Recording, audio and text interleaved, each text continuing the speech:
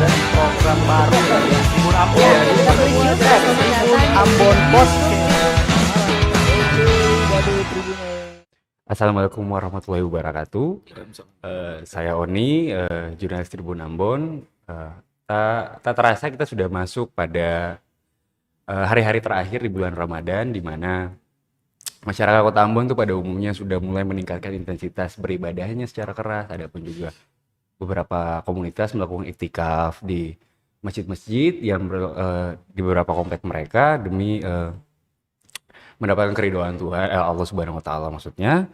Nah, semoga kita terus bisa bertemu dengan Ramadan walaupun memang masih ada beberapa hari ke depannya.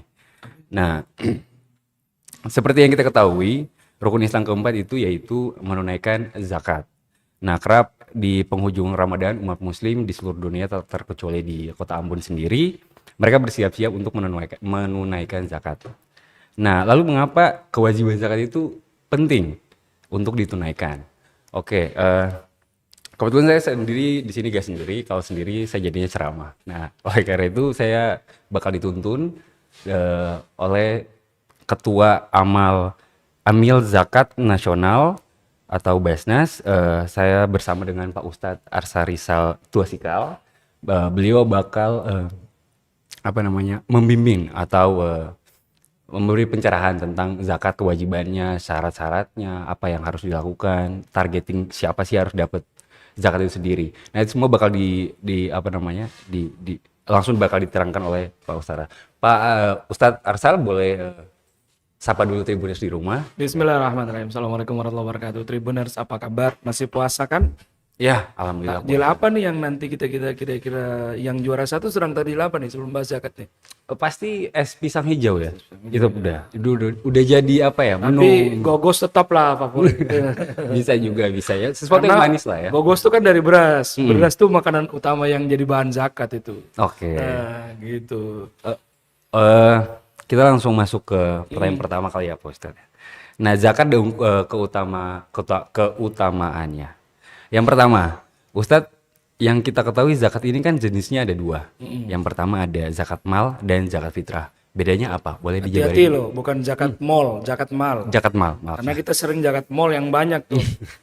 Jadi bismillahirrahmanirrahim Bang Oni dan Tribuners. Tentu di akhir-akhir Ramadan kita juga punya satu kewajiban yaitu berzakat.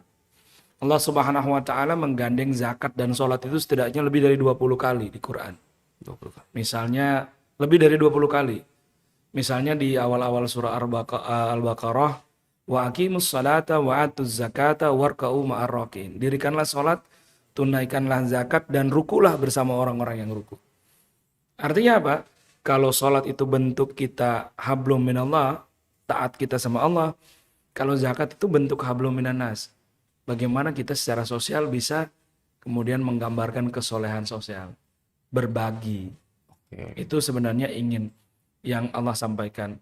Juga dalam pandangan para ulama bahwa ketaatanmu pada Allah tanpa kebaikan sosialmu itu tidak ada artinya.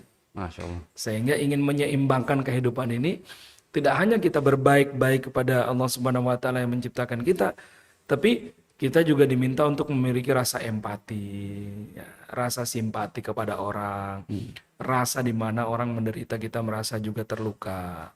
Itu sebenarnya yang ingin diberikan dari nilai zakat, infak, sedekah, bahkan dari wakaf.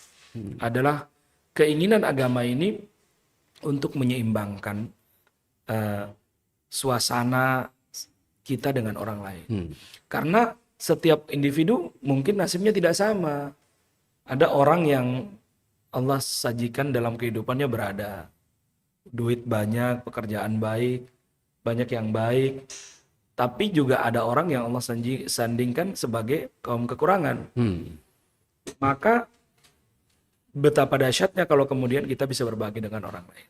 Maka salah satu kemudian cara menyeimbangkan itu dengan disediakanlah fasilitas ibadah yang namanya zakat. Atau infak atau sedekah. Nah, bedanya infak dengan zakat dan sedekah, kalau infak itu nggak perlu perhitungan angka-angkanya. Kita mau ngasih berapapun nggak ada masalah. Sedekah kan kita ngasih 1.000 rupiah, 2.000 nggak ada masalah. Tapi kalau zakat harus ada angkanya dulu. Kata-kata iklan syarat dan ketentuan berlaku. Ya. Ya.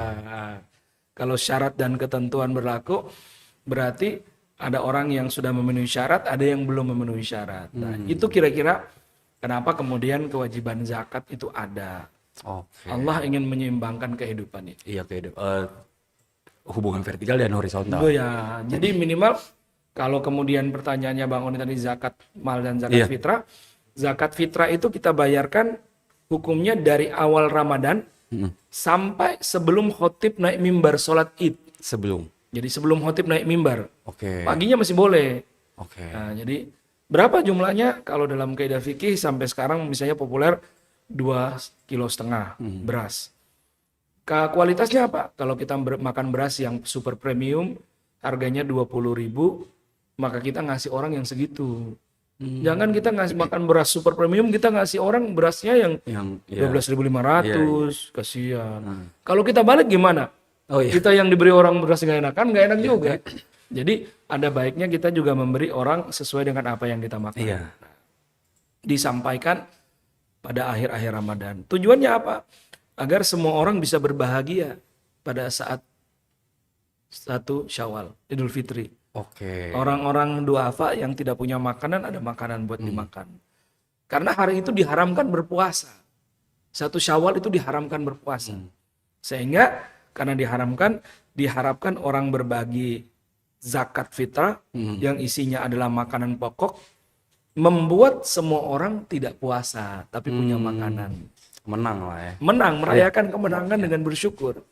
Iya, Itu intinya zakat fitrah yang kita bagikan. Nah, Basnas di periode Ramadan ini kita alhamdulillah kedatangan zakat fitrah dari Basnas Republik Indonesia 24 ton. 24 ton. Kita sebar di kota kabupaten. Kita juga beri beberapa orang-orang khusus yang memang profesinya khusus. Oh iya. Misalnya ojek online. Kita beri 3 ton. Lalu kemudian tukang pembersih, pasukan pembersih jalan nih, yang biasa subuh-subuh mereka udah sapu-sapu. Nah itu juga kita kasih zakat fitrah. Pak Ustadz, mungkin dari zakat mal dan zakat fitrah, apa keutamaan masing-masing dari masing-masing jenis zakat ini? Apakah berbeda keutamaan masing-masing jenis zakat ini? Jadi kalau zakat fitrah itu fungsinya adalah untuk membersihkan jiwa. Membersihkan jiwa. Jadi kita sudah menyelesaikan urusan puasa kita dengan Allah nih.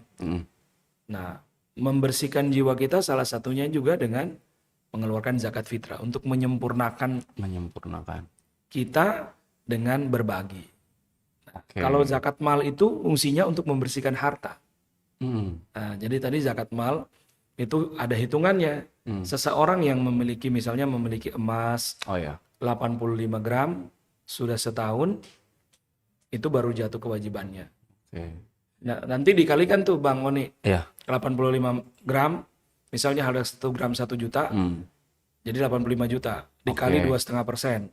Nah, zakatnya tuh 2,5%. 2.121.000 sekian. Ini hitungan pasti apa gimana? Hitungan pasti. Itu pasti itu ya? ada fikihnya. Ada fikihnya. Memang di Islam tuh emang manajemennya mantep banget lah ya. Fikihnya. Nah, ada pertanyaan titipan soal penyucian dari harta. Nah, ada beberapa pertanyaan dari teman-teman redaksi. Mereka tuh bilang kayak, kalau misalnya harta itu di luar konteks suci, tapi diupayakan zakat ini bertujuan untuk apa namanya, menyucikan harta ini. Ini seperti money laundering gitu ya, coba nyuci Iya, duit coba, gitu. coba. Jadi kayak misalnya duitnya misalnya main judi, tapi dia dari judi online menang gitu. Iya, tapi dia mencoba untuk berzakat mal. Iya. Boleh nggak sih ini jadi? Waduh, inovasi banget Tribuners ini. Ini pertanyaannya bikin orang jauh yang nyanyi pusing nih kalau kita jawab nih. Mau jawab yang jujur apa pura-pura? Jujur ya. Jadi gini, prinsipnya Allah SWT tuh maha baik. Iya. Tidak menerima amalan kecuali yang baik. Jadi itu intinya. Sehingga kalau kita menang nih, waduh kita menang, luar biasa. Apakah bisa dijakati pakai jadi sumber zakat? Nggak bisa. Karena prinsipnya sederhana. Kalau air itu dari najis, nggak bisa dipakai cuci pakaian. Siap. Kalau dari menang itu nggak bisa dipakai gitu. Iya. Cuma tetap kalau dikasih orang bermanfaat. Cuma nilai ibadahnya nggak ada. Iya. Ya. Oke, duniawi doang ya, dia Ya. keuntungannya. Ya. Oh, kita masuk waktu berzakat kapan? Nah, ini ada pertanyaan. Misalnya kalau zakat, hitungannya zakat, kita udah ngitung semuanya, udah persiapan semuanya. Lewat dari 1 Syawal itu, apakah itu terhitung zakat apa sedekah? Kalau zakat fitrah tidak boleh sampai 1 Syawal. Jadi Tidak boleh ya? sebelum Khatib naik mimbar. Hmm. Tapi kalau kemudian kita tidak sempat mengeluarkannya jadi dosa. Tapi kalau kemudian diberikan sesudah 1 Syawal, ya bisa kita anggap sedekah. Oke. Kita anggap aja kalau 1 Syawal anak-anak datang ke rumah kan kita kasih Iya. angpau. Angpau. Itu anggap aja sedekah. Pertanyaan selanjutnya kali ya Pak Ustadz ya. Bagaimana? Ini kan soal mengeluarkan zakat itu kan penting banget deh untuk seorang muslim. Bagaimana kalau tidak mampu untuk mengeluarkan zakat? Orang-orang yang tidak mampu disebut Quran dalam beberapa pihak. Misalnya fakir miskin, fuqara masakin. Contoh sederhana begini, orang fakir miskin itu contoh sederhana gini. Kalau ada orang yang, kita kan makan 3 kali sehari itu normal. Normal. Nah, kalau mereka makan 2 kali sehari, apalagi sehari sekali itu nggak normal. Pasti itu masuk dalam kategori fuqara masakin, fakir miskin. Maka dia tidak punya kewajiban mengeluarkan zakat. Kenapa? Untuk membiayai diri saya saja nggak mampu. Apalagi dia mesti memberi pada orang lain. Iya. Jadi itu contoh fuqara masakin atau orang yang berhutang, gorimin. Misalnya dia berhutang, hutangnya ketika dia mau melahirkan istrinya, dia berhutang banyak untuk operasi, sehingga untuk melunasi hutang itu habislah seluruh daya upayanya. Sehingga dia tidak mampu mengeluarkan zakat, maka dia dibebaskan dari zakat. Dia justru akan menjadi penerima zakat, dibantu karena dianggap situasinya di bawah standar, sehingga dia dibantu. Itu contoh di antara sekian banyak kategori-kategori orang yang tidak terkena kewajiban zakat. Oke. Tapi kalau misalnya kalau ada orang yang mohon maaf masuk dalam fakir miskin kategorinya, tapi dia bukan mampu, dia pengen berzakat. Pede amat. Pede amat. Jadi nggak boleh lah. Oh, nggak. Maksudnya dia nggak boleh memaksakan diri. Misalnya gini Bang Oni, jangan sampai zakatnya itu diambil. Saya berhutang dong ke tetangga sebelah buat zakat, malu. Itu nggak boleh. Oh, nggak boleh ya Pak. Jadi jangan sampai kita berhutang. Karena itu akan menjadi beban baru dalam kehidupan kita. Oke. Kita mesti hidup apa adanya, bukan ada apanya. Nah, sehingga dengan basis itu, maka dia benar-benar terlepas kewajiban zakatnya. Oke. Nah ini karena beberapa pertanyaan itu udah Ustadz jabarin tadi, udah ada 3 pertanyaan tapi udah dijabarin. Nah kita masuk di segmen selanjutnya. Kita masuk di tugas Basnas. Basnas ini kan bicara soal zakat nih di Kota Ambon yang menguruskan. Nah bisa dijabarin sedikit atau panjang boleh. Tugas Basnas di Maluku itu seperti apa? Marah-marahin orang kalau nggak bayar zakat. Marah-marahin orang. Oke. Jadi Basnas itu lembaga pemerintah non struktural. Kita bukan LSM, bukan ormas, tapi lembaga pemerintah. Kita adalah lembaga yang dibentuk dengan Undang-Undang nomor 23 tahun 2011. Tugas kita adalah satu, merencanakan, mengumpulkan, mendistribusikan, dan mengevaluasi pelaksanaan zakat, infak, dan sedekah. Sumber pengumpulan kita di mana? Di seluruh ASN yang ada di Provinsi Maluku. Pegawai provinsi yang di kantor GUP misalnya dan lain-lain itu sumber pengumpulan kita. Lalu kemudian untuk apa pengumpulan itu? Diberikan kepada orang tadi, fakir, miskin, mu'alaf, rikop, yang orang-orang yang nggak mampu. Jadi pengumpulan ini wajib di beberapa ASN? Iya, kalau mereka sudah cukup gajinya tadi. Jadi standarnya adalah kalau mereka mau berzakat, gaji mereka atau penghasilan mereka 5.240 setiap bulan. Mereka akan terkena zakat 131.000. Kalau mereka kurang dari itu, ada keputusan dari pemerintah. Kalau di provinsi ada keputusan gubernur. Misalnya di dalam posisi eselon berapa, dia terkena infak 50.000 sebulan. Ada yang terkena infak 30.000 sebulan. Nah itu kita kumpulkan semua tuh. Dari seluruh Provinsi Maluku, misalnya guru aja di Provinsi Maluku misalnya ada 5.000 guru, yang 2.500 muslim misalnya. Kita kumpulin semua tuh dengan pegawai-pegawai. Nah itu yang kemudian, dana itulah yang kemudian kita pakai untuk membiayai program-program kemaslahatan untuk masyarakat. Tapi jadi targeting dari ASN ini menyasar ke semua, ke seluruh. Jadi apa ada pembedaan agama mungkin? Ya tentu yang Islam saja, Islam yang saja. non-muslim, saudara kita yang Nasrani tidak terkena kewajiban itu. Jadi yang muslim saja. Kedua mungkin ya, kemana Basnas menyalurkan zakat itu? Mungkin bisa jelasin tahapannya. Jadi kalau kita itu setelah kita kumpulin, kita merencanakan program. Nah, kita apa yang bisa kita berikan? Pertama, program ekonomi misalnya. Kita memberikan bantuan habis pakai. Habis pakai itu kenapa? Karena orang-orang itu nggak bisa berusaha lagi. Contoh sudah tua-tua, Iya, lalu iya, kita iya. berikan sembako agar mereka bisa makan. Lalu kita memberikan bantuan produktif. Misalnya mereka yang jual gorengan, kita tambahin modalnya agar kemudian usaha bisa meningkat UMKM-nya. Lalu kemudian di luar itu bantuan kesehatan. Iya. Jadi kita menyediakan layanan misalnya orang kecelakaan kita bayar operasinya kita bantu dari uang itu. Lalu ada bantuan pendidikan, beasiswa. Kalau di provinsi kita berikan bagi teman-teman yang memasukkan proposal untuk sekolah S2 dan doktoral S3. Lalu di luar itu juga kita menyediakan layanan tanggap darurat. Tanggap darurat. Kebakaran Pasar Mardika kita bantu. Oke. Gempa di KKT kita bantu. Dulu 2019 gempa di Liang kita bantu. Sehingga seluruh program kita memang menyasar kemanusiaan. Tapi banyak juga yang menarik, Bang Oni misalnya begini. Iya. Ada orang ber-KTP Jawa Barat, Iya. Bogor lah. Kerjanya di Benjema MBD, daerah-daerah Arus sana. Ditipu sama bosnya, uangnya habis, sampailah di Ambon, nggak punya uang, nginep di masjid berhari-hari. Kalau ke kita pasti kita bantu. Kita belikan tiket buat pulang, kita kasih uang saku, lunsum, ngitung dari turun dari kapal, misalnya Jakarta sampai rumahnya berapa, kita bayarin semuanya. Kita uruskan tiketnya. Itu salah satu bentuk yang disiapkan Basnas untuk proses kemanusiaan. Emang tujuannya buat Ya, kemanusiaan ya. kita memang didesain untuk lembaga filantropi kemanusiaan. Filantropi, oke. Dan itu tidak hanya berlaku di Maluku, di Basnas RI begitu. Orang kehilangan dompet, uangnya hilang misalnya nggak bisa pulang, mereka cukup melapor ke polisi dengan surat keterangan itu, mereka bawa ke Basnas RI dan Basnas RI akan punya kantor kas untuk membiayai orang yang susah begitu.